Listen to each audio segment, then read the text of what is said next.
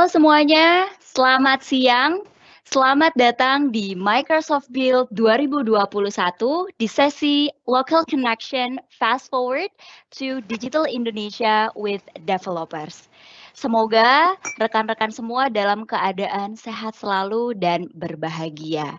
Perkenalkan, nama saya Gaby Oktapuri, partner spesialis Azure dari Microsoft Indonesia yang akan menjadi host dalam sesi ini. Hari ini merupakan hari yang sangat spesial nih. Kenapa sangat spesial? Karena pada tahun ini Indonesia terpilih menjadi salah satu negara perwakilan Southeast Asia untuk mengadakan Local Connection Session di Microsoft Build 2021. Dan tahukah Anda, ngobrol-ngobrol tentang Indonesia nih, tahukah Anda bahwa Indonesia diprediksi akan menjadi negara dengan ekonomi digital terbesar di Asia Tenggara pada tahun 2025? Microsoft Indonesia yang mengusung misi Berdayakan Indonesia atau Empowering Indonesia ingin turut serta untuk mengakselerasi pertumbuhan ekonomi digital dengan teknologi. Untuk itu, hari ini kita akan berbincang dengan dua panelis kita mengenai membangun masa depan Indonesia melalui dunia pendidikan atau EdTech, serta bagaimana sih developer-developer di Indonesia berperan aktif dalam mengembangkan ekonomi digital di masa kini, dan bagaimana teknologi Microsoft bisa membantu mewujudkannya. Saya tidak sendiri, di sini ada Rizky Anis, co-founder dan juga CEO dari Gredu, dan juga Niko Smartanto, co-founder dan CPO dari Kido.id. Gredu merupakan platform teknologi pendidikan yang bertujuan untuk mewujudkan evolusi digital di sekolah dengan meningkatkan pengalaman bersekolah, yaitu mendorong keterlibatan dan kolaborasi antara guru, murid, dan orang tua melalui aplikasi digital. Kido.id adalah aplikasi edukasi untuk memaksimalkan potensi anak melalui aktivitas dari merchant pilihan, ada juga milestone tracker, dan konten-konten yang berkualitas. Nah, nanti rekan-rekan semua feel free to ask question melalui chat atau juga bisa bertanya langsung aja di chat. Silakan diketik langsung ya selama sesi ini berlangsung. Kita akan punya 30 menit untuk seluruh sesi ini di Local Connection Indonesia Zone. Nah, baik, mungkin langsung saja nih, saya akan memperkenalkan dan menyapa panelis kita hari ini. Selamat siang Mas Rizky dan juga Mas Niko, apa kabarnya nih? Halo, selamat siang. Halo, selamat siang. Kabar Maaf, baik. kabar baik. Gaby. Anis. Iya, terima kasih nih ya udah join di Microsoft Build 2021 di Local Connection hari ini. Pada sehat-sehat nih ya. Alhamdulillah, sehat so far. Alhamdulillah sehat.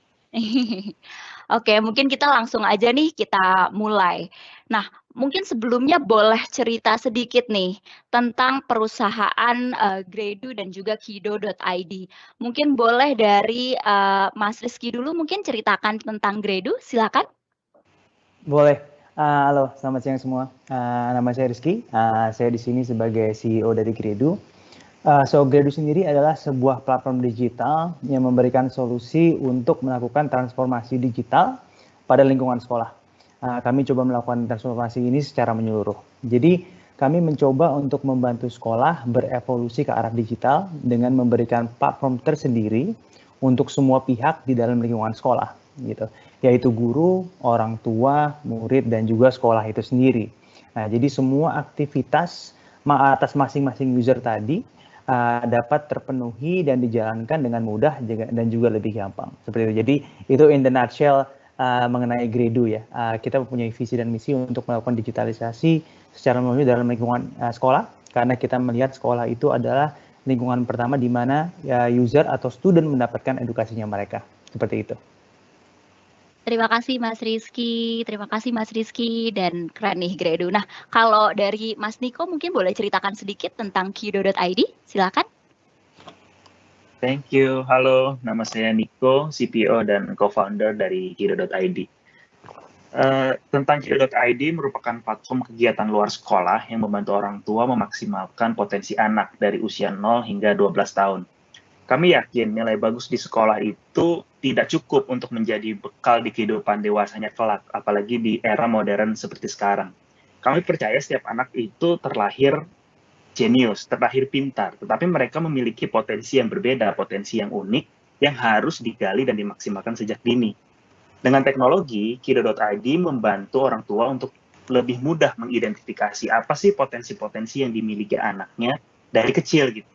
Kemudian, setelah orang tua dibantu untuk mengidentifikasi bakat dan potensi anak sejak usia dini, kami juga kami menawarkan rekomendasi aktivitas-aktivitas dari merchant-merchant pilihan kami untuk membantu itu semua. Jadi, dengan kegiatan-kegiatan luar sekolah yang sangat menarik dilakukan dari merchant-merchant pilihan kami percaya bisa membantu orang tua untuk memaksimalkan tumbuh kembang si anak dan juga untuk memaksimalkan potensi anak dari kecil.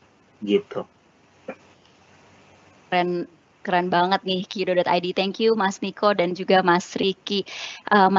Nah, mungkin nih rekan-rekan siapa yang juga udah lihat nih ya Gredu dan juga Kido.id sudah ada application-nya juga gitu ya, bisa lihat di webnya juga. Kalau Gredu mungkin ada beberapa sekolah yang udah pakai juga mungkin ya Mas Rizky ya. Jadi udah bisa membantu banget nih gitu ya. Nah, selanjutnya nih. Sebagai perusahaan yang bergerak di bidang edutech, apakah Anda melihat peningkatan permintaan untuk edutech di era pandemi ini dan bagaimana hal itu mengubah fokus di perusahaan Anda? Nah, mungkin sekarang ke Mas Niko dulu nih, gimana? Boleh, Mas Niko. Ya, baik. Di era pandemi ini memang suatu era yang sangat challenging buat kita semua, terutama juga di industri yang dijalani di Kido.id, di education teknologi.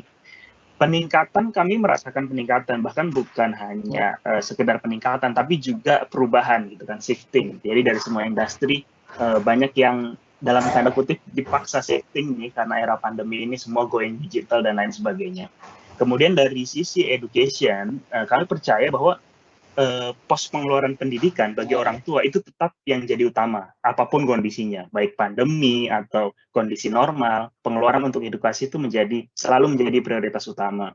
Dan dari situ, karena ada kondisi yang berubah, extraordinary, kami mencoba merespon dengan inisiatif-inisiatif baru, yaitu kita sebagai contohnya kita ada produk milestone tracker dan video on demand service yang dalam rencana kami itu masih mungkin dilakukan dalam 2-3 tahun, tapi karena adanya kondisi pandemi kita dipaksa nih, kita di-push untuk lebih cepat untuk menerapkan itu gitu. Jadi kalau dari platform kami memang penurunan jelas terasa juga gitu karena di era pandemi, apalagi untuk kegiatan-kegiatan yang ada di Kido.id itu merchant-merchant kami untuk aktivitas-aktivitas balita gitu kan yang mungkin lebih fokusnya yang harus ketemu gitu, sedangkan itu nggak bisa ketemu dan itu sangat challenging. Di satu sisi ada yang menurun, tapi di layanan-layanan kami seperti video on demand, kita nyebutnya kelas online by Kido.id, itu menjadi meningkat gitu. Jadi kita shifting ke sana dan juga dengan bantuan platform yang Azure yang kami pakai itu sangat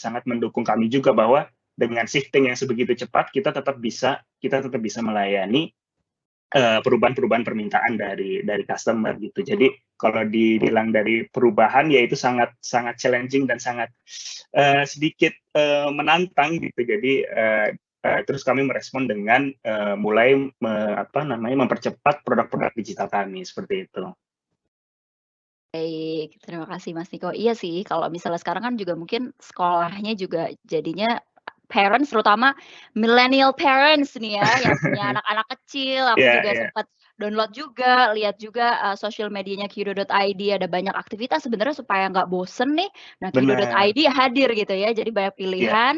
Tapi go digital jadinya, jadi dipaksa ya karena COVID ini gitu. Oke, thank you Mas Niko. Nah, kalau untuk Gredu sendiri gimana nih Mas Rizky dengan adanya era pandemik ini, jadi gimana, mempercepat atau gimana gitu? Silakan.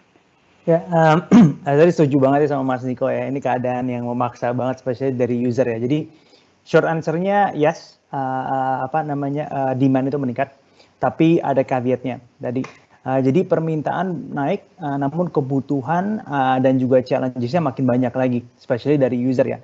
Karena ini bukan natural progression. Biasanya kan kita ada natural progression yang dari offline menjadi online ya. Namun ini adalah sebuah kepaksaan karena situasi yang ada di lapangan sekarang. Jadi demand naik, cuman akomodasi pendidikan dan pelatihan untuk para user ini sangat harus dikejar. Karena ini yang akhirnya jadi sangat terbebani, apalagi untuk pihak kami yang masuk ke sekolah dan trainingnya, dan guru-guru itu kita dibilang bukan zaman milenial lagi ya, udah di atas baby boomer gitu ya. Jadi kita ngelihat dari discrepancy di sini yang harus diajarin. Bentar lagi ada regenerasi dari guru-guru, cuman menurut saya sekarang challenge-nya adalah memberikan informasi digital dari resistansi yang tinggi. Nah ini yang menurut kami menjadi fokus perubahan yang cukup melonjak di Gredu sendiri. Jadi guru-guru yang jadi gaptek harus kita coba pelajari dengan waktu yang singkat, kalau nggak kan nggak scalable ya. Jadi fokus kami yang tadinya full technical jadi masuk ke service dan training juga nih. Nah ini jadi suatu perubahan, namun tadi Mas Iko juga bilang benar, kebutuhan dari infrastrukturnya juga bertambah. Security-nya, usage dari feature-feature tambahannya, ini jadi permintaan jadi banyak banget nih gitu. Di luar apa yang tadinya kita punya di dalam platform kita sendiri. Nah ini juga berguna banget saat kita kolaborasi dengan Microsoft, dari penggunaan Azure-nya, dari security-nya, ataupun integrasi dengan Teams, penggunaan video dan perihal layaknya Microsoft Word dan juga lainnya yang bisa dipakai untuk sekolah-sekolah tanpa kita melakukan development yang cukup banyak lagi seperti itu. Iya, terima kasih Mas Rizky. Wah, menarik juga sih. Tadi berarti bukan hanya teknologinya, tapi manusianya, usernya itu harus ada capability-nya, skilling-nya. Makanya tadi ada services tambahan atau ya PR tambahan lah ya. Jadi harus diajarin juga gimana mensosialisasikan itu. Dan dari internal sendiri, karena semua orang go digital, bagaimana security-nya, tadi ya memastikan kolaborasinya. Terus mungkin juga waktu launch-nya gitu ya, harus kejar-kejaran. Tadi kalau Mas Niko juga, feature-nya nih harus tambah banyak, terus kayak mungkin waktunya lebih singkat lagi untuk bisa go live gitu ya. Tapi dengan adanya teknologi sekarang memungkinkan ya. Oke. Nah, selanjutnya nih, mungkin Mas Rizky dan Mas Niko bisa bercerita. Kita tadi cerita tentang apa itu Gredu, apa itu Q.id, kemudian di pandemi ini gimana sih gitu ya. Sekarang mau nanya nih, karena kan Gredu dan Q.id ini itu masuk ke program Microsoft for Startups, Highway to 100 Unicorns Competition juga. Mungkin bisa diceritain sedikit, mungkin dari Mas Niko dulu boleh. Kenapa akhirnya memutuskan untuk ikut di program Highway to 100 Unicorns Competitions? Dan mungkin boleh cerita pengalamannya Mas Niko, tim Q.id juga dengan program Microsoft for Startups. Nah ini mungkin sebelum dijawab, ini kebetulan di Microsoft gitu ya, kita ada beberapa program untuk startups, terus juga tadi di awal saya bilang mengenai empowering Indonesia gitu ya. Salah satunya adalah memang ada beberapa program-program nih yang memang bertujuan untuk empowering our tech startups gitu. Salah satunya ini. Nah, ini Mas Niko boleh dijawab mungkin kenapa akhirnya memutuskan, terus pengalamannya seperti apa sih? Oke, jadi mungkin saya sedikit cerita juga sebagai seorang founder startup. Jadi pada saat sejak awal gitu, sejak pertama mulai mendirikan perusahaan, yang namanya eksplorasi terhadap sebuah kesempatan untuk bertumbuh dan berkembang itu dicari terus tuh. Mulai dari ikut training, ada event, webinar, seminar, dan segala macam semuanya diikutin. Bahkan ada memang program-program yang untuk nge-grooming si startup itu sendiri gitu. Nah, dari berbagai macam program yang ada di Indonesia, baik yang dari luar negeri maupun dari Indonesia itu sendiri, itu sangat menarik gitu untuk bisa seorang founder startup untuk berkembang bersama startupnya. Kemudian saya mendengar nih soal Microsoft for Startup yang dalam benak saya pada saat itu, wow, perusahaan sebesar Microsoft yang mungkin kliennya udah kelas dunia semua, perusahaan-perusahaan besar, dia tap into startups gitu, yang kami ngerasa ini jadi kesempatan yang besar bahwa kami percaya dengan nama besar dan resources yang dimiliki oleh Microsoft.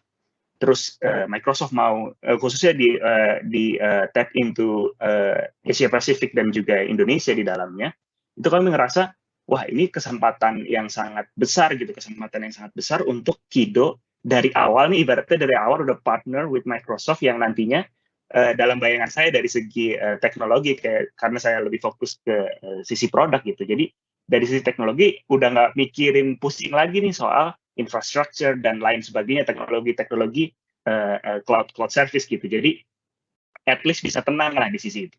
Nah kemudian itu satu sisi. Kemudian saya coba gali lagi nih soal alumninya Microsoft for Startup lah dari berbagai negara gitu kan.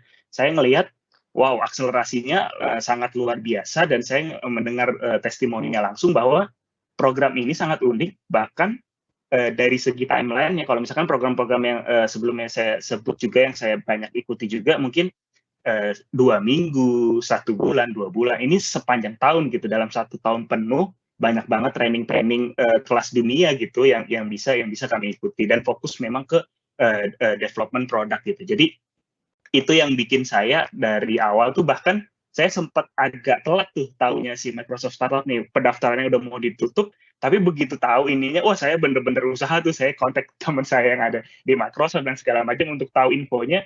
Saya masih beberapa hari lagi nih pendaftaran ditutup, saya coba gali lagi, dan alhamdulillah tetap bisa dapat banyak kesempatan, salah satunya bisa kontribusi di acara Microsoft Build kali ini gitu. Iya, terima kasih Mas Niko. Wah, seru banget nih kayaknya ya. Dan emang udah jodoh juga nih akhirnya gitu ya, gabung Iya, ke benar. programnya kita. Walaupun mepet-mepet, akhirnya wah gabung juga nih. Thank you. Nah, kalau untuk Gredu sendiri gimana, mungkin Mas Rizky boleh diceritain? Boleh. Jadi kalau kita ngelihatnya dari segi bisnisnya waktu itu, kita ngelihat dari segi mentorship yang di-offer dan juga sinergi yang bisa dimiliki oleh Microsoft ya, yang bisa digabungkan oleh Gredu, karena kita percaya to scale kita butuh kerjasama. Nah jadi kita ngelihat saat masuk ke Highway Unicorn ini, kita ngelihat dari angle itunya yang paling pentingnya, di mana kami memilih untuk meningkatkan kompetensi Gredu melalui kerjasama dengan Microsoft. Karena melihat market yang tiba-tiba berubah ini, kami harus dapat beradaptasi kan, agar dapat scale up lebih cepat lagi. Nah, menurut kami saat ngelihat programnya Highway to Unicorn ini, kita melihat mereka menawarkan hal tersebut. Mereka menyediakan mentor di bidang bisnis, teknologi, produk, sales, go to market, technical aspect, itu semua mereka offer. So this is something yang very sexy buat kita juga ngeliat, wah, mentor-mentornya kan itu kelas dunia ya. This is something yang menurut kita kalau misalnya kita ngelihat di accelerator lain, mereka want something back. Ini nggak ada. Mereka benar-benar oke, sinergi apa yang kita bisa lakukan, ayo kita kerjasama bersama tanpa ada give and take. Nah, di luar sana oke, kita pengen persenan dong dari kalian, kita pengen itu dari dan ini. Nah, ini nggak sama sekali. So this is something that we found very friendly juga buat startup. Ini sangat penting juga ya. Dimana create this program to be very valuable gitu, dan dapat juga dilihat nggak cuma years of experience, tapi sinergi kita dengan Microsoft yang sudah exist di luar Indonesia, yang kita bilang Southeast Asia, even dunia ya. Nah ini kita ngelihat oke, the next expansion yang kita melakukan adalah Southeast Asia. So it makes sense kalau misalnya kita bisa create awareness dari awal, nyicil gitu ya kesannya dengan kerjasama dengan Microsoft. Jadi once we expand dari program ini, kami juga dijanjikan untuk bisa menggunakan yang namanya networking atau infrastructure yang sudah dibangun dari Microsoft gitu. Mau itu sales team-nya, mau itu infrastructure di lapangan ya dari segi technical dan juga lainnya, or even a connection, even to the government connection gitu ya, yang mereka bisa peramaskan kita dari sini. So itu menurut saya make it very sexy for this Microsoft punya program. Terima kasih Mas Rizky. Jadi tadi dua-duanya menyebutkan mengenai infrastructure baik itu secara teknikal gitu ya, dan juga sebenarnya secara tim, secara experience-nya dan juga dari bisnisnya sendiri gitu ya, untuk program ini. Oke, thank you. Nah, pertanyaan selanjutnya, ini mungkin pada penasaran juga nih. Seperti yang kita ketahui gitu ya, bahwa Mas Rizky dan Mas Niko ini di Gredu dan juga Kido.id itu kan memutuskan untuk berpindah dari cloud provider lain ke Azure. Jadi tadinya dari yang lain gitu ya, sekarang udah ada di Azure nih. Boleh cerita mungkin fitur apa sih dari Azure yang disenangi developer Anda dan apa yang mempengaruhi keputusan Anda untuk pindah ke Azure? Kenapa Azure? Why Azure? Mungkin sekarang dari Mas Rizky dulu kali ya. Silahkan. Boleh. Jadi why Azure itu waktu itu kita didukung dari, so we have apa namanya 3 pilihan lah ya, nggak perlu disebut yang lainnya, cuman essentially developer kami dan bisnis tim kami juga memilih Azure. So tim developer kami very happy to move to Azure juga. Mereka tuh sering gunakan kayak Azure Compute and Azure DB gitu ya for virtual machine and virtual machine scale sets-nya yang mereka mainin sering. Azure integration-nya juga buat service bus and event grid-nya itu mereka benar-benar sering inilah apa namanya tinkle with it gitu. Jadi developer kami itu sangat support saat kita melakukan migrasi ke Azure. Nggak hanya itu stable tapi sangat reliable juga gitu ya. And when we looking at the track records-nya dipakai sama Asian Games, dipakai sama bank-bank di Indonesia, or even outside di luar sampai apa namanya defense ministry yang ada di luar gitu ya, Southeast Asia and the world itu kita ngelihat nge-rely ke Azure. So this is something that kita benar-benar ngelihat mencondong ke sana, apalagi security when we go to sekolah gitu ya. Saat kita melihat oh ini data anak-anak sekolah ini sangat penting, jadi kita make sure we want to offer the best buat sekolah juga gitu. Nah, to mention harganya juga bersahabat gitu ya, apalagi sekarang ada feature baru pay as you use gitu, jadi lebih enak lagi untuk kita bisa scale up menggunakan skema tersebut gitu. Nah, developer kami itu suka juga feature dari segi analitiknya yang membantu kita berkembang dari penggunaan dan juga analytics dari usernya sendiri. Nah, tapi yang paling penting adalah decision dari bisnisnya.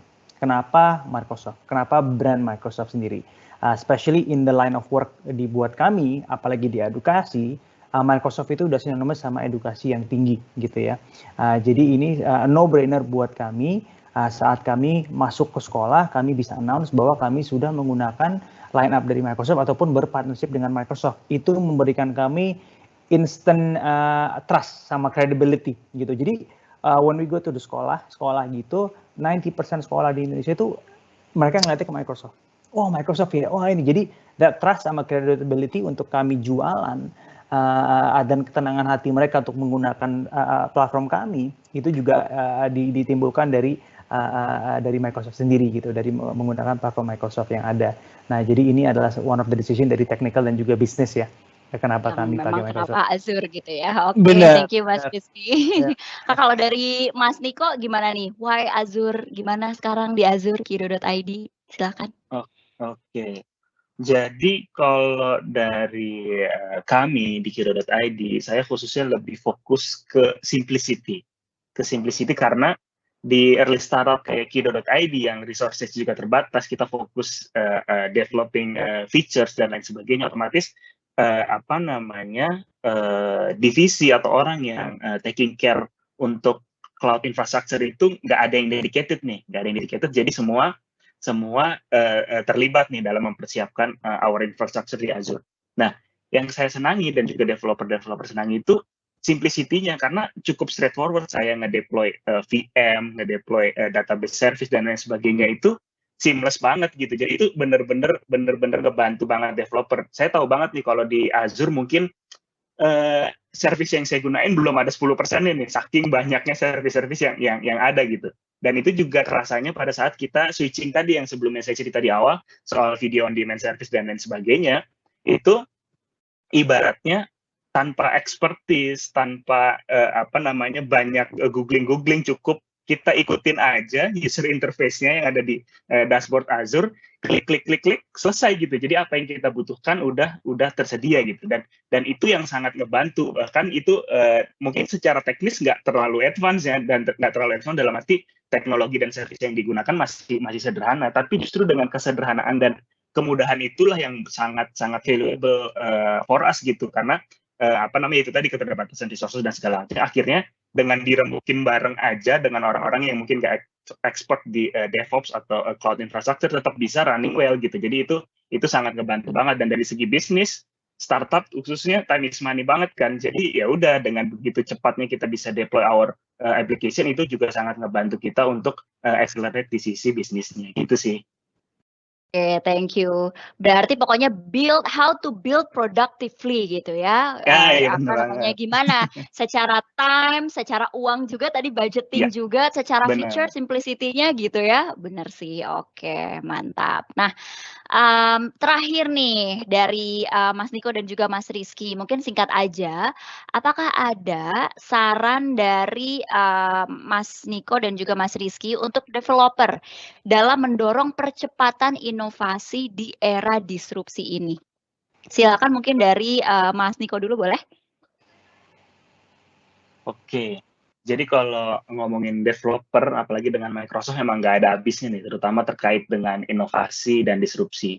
Kalau dari saya percaya bahwa disrupsi dan inovasi itu emang dua hal yang nggak bisa dipisahkan. Jadi kalau kita bicara soal percepatan inovasi, maka percepatan disrupsi juga inovasi itu menjadi kunci, khususnya di developer nih. Developer yang menjadi kuncinya karena kita startup teknologi, otomatis developer menjadi peranan kunci dalam mengembangkan sebuah teknologi, sebuah fitur gitu.